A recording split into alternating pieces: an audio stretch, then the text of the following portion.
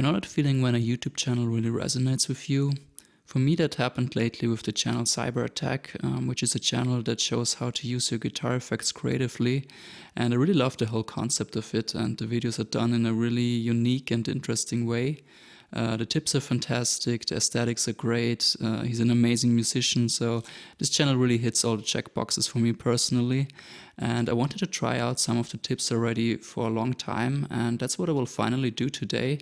So I want to try out the tips that he had for delay pedals, and I want to do that with my good old Boss DD7, which is still my main delay pedal, and I want to see how far I can get with just that basically, and yeah, see what I can learn and if it sparks my creativity. And yeah, if you feel like joining on this journey, then stick around. The first pro tip is more like of a general sentiment. It says don't be vague, meaning you always want to have a purpose why you do a delay on something and never just randomly slap delay on stuff because it sounds cool.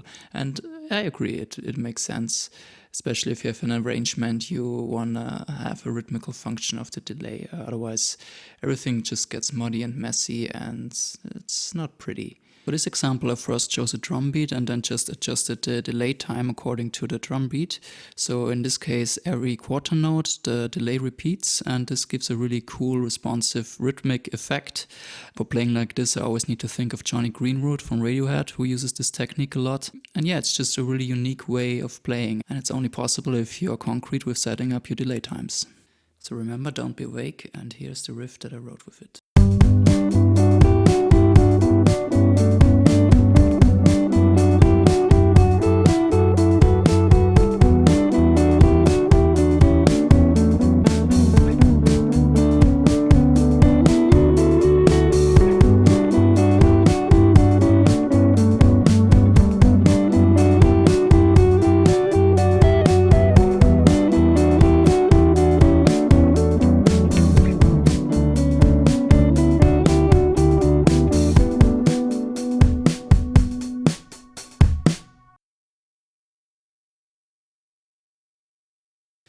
So pro tip number 2 is all about the modulation capabilities of delays. So you can create chorus, vibrato and flanging effects with delay effects. And I never really tried this, but I was surprised how well this works. And it's actually really cool, and it gives an interesting flavor to the modulation. So here's what I did. If your delay pedal has a modulation section, you want to go to that, and I found for the Boss DD7 it worked best for me if I went with the effects level to about 2 o'clock. It's a bit more than Cyber Attack proposed, with feedback just a tiny little bit and even less of the delay time. So we want to have a really fast delay time, about 20 to 30 milliseconds, so that the delay is not really audible, and then we get this beautiful chorus effect.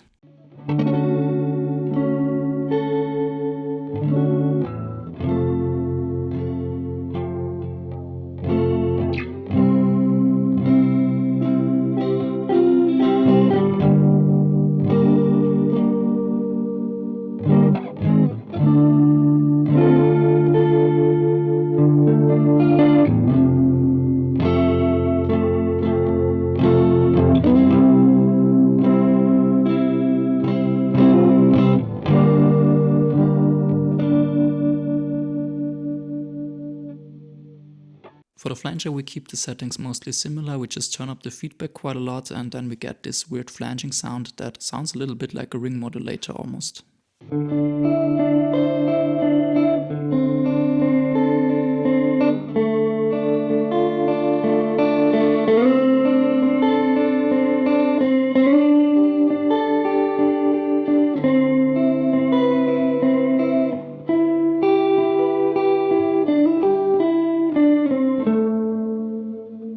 Vibrato, I set the effect level to 100%, the feedback to 0, and kept the delay time on the fast setting, and then you get a lovely vibrato sound.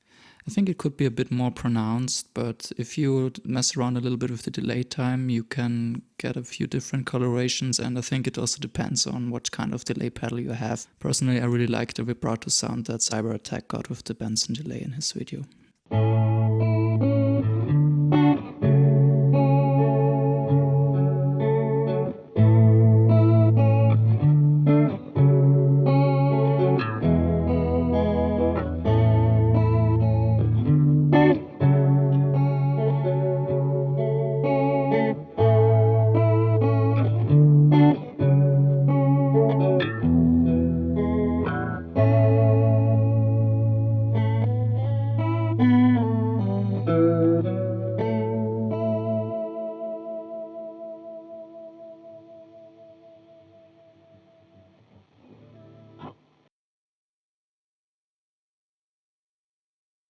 Pro tip number 3, I encountered the limitations of the Boss DD7 because we want 2 different delay heads for this effect, and to my knowledge the Boss DD7 doesn't have this function, but nevertheless it didn't stop me. I just went to Ableton and tried to recreate the effect there, and I think it kind of worked.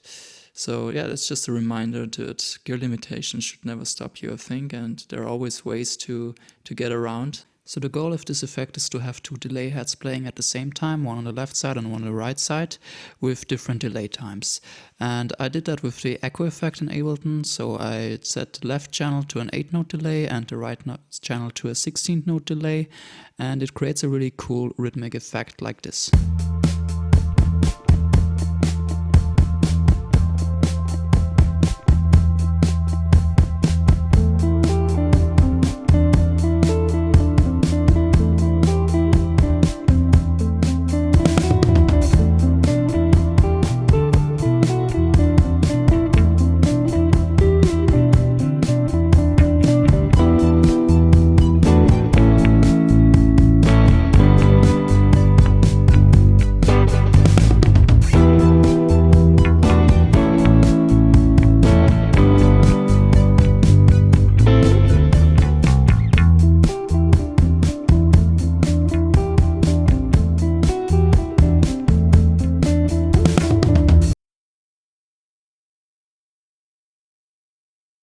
Pro tip number 4 is about creating a stereo image with a mono source. If your delay pedal has a stereo output, you can easily create this effect.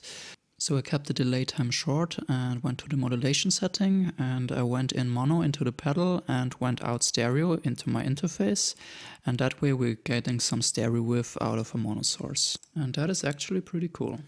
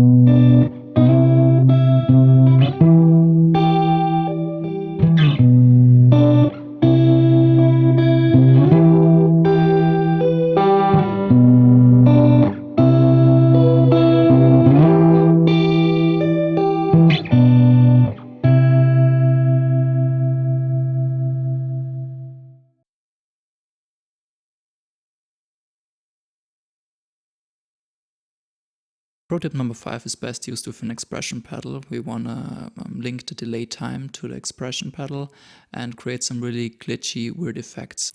And that's probably my favorite pro tip because it's so much fun. So if you have the possibility to hook up an expression pedal to your delay, seriously try it. I mean, it's such a fun way to spend time. I really could do this the whole day.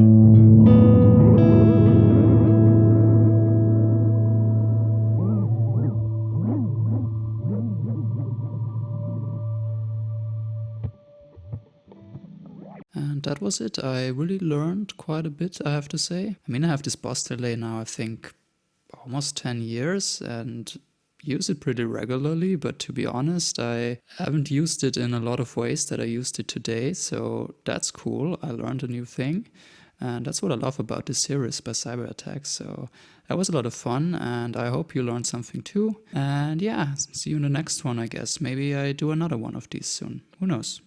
Bye.